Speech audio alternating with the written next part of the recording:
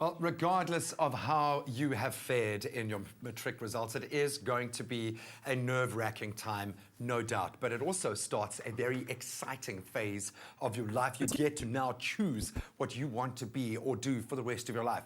Or is that the case?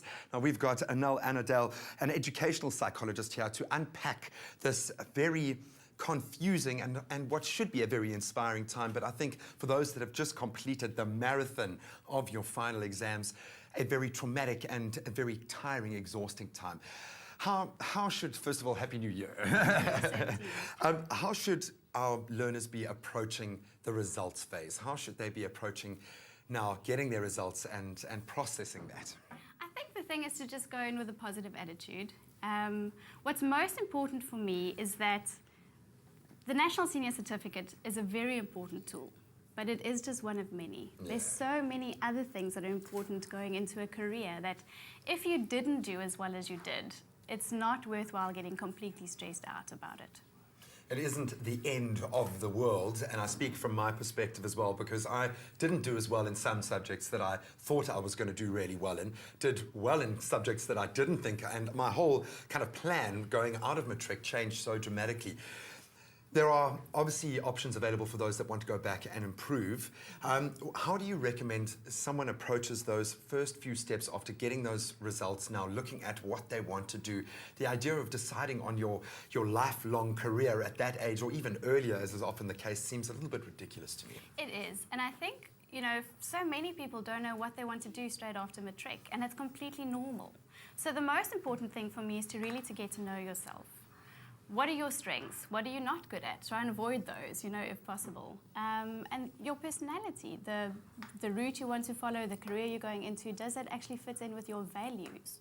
So I know a lot of people and a lot of matrics will feel under stress to get things going and the ball rolling, but take a little bit of time out just to reflect on those things. I suppose this is the first time in your life that you do actually get to a certain degree, think for yourself, act for yourself, do something that is all about you. And you want to take that time to make sure that you're doing something that you are going to be able to stay attached to for a long period of time. Absolutely. For most matrics, this is the first time you actually really have to make a big decision, kind of by yourself.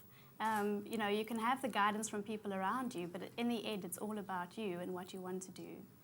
A gap year.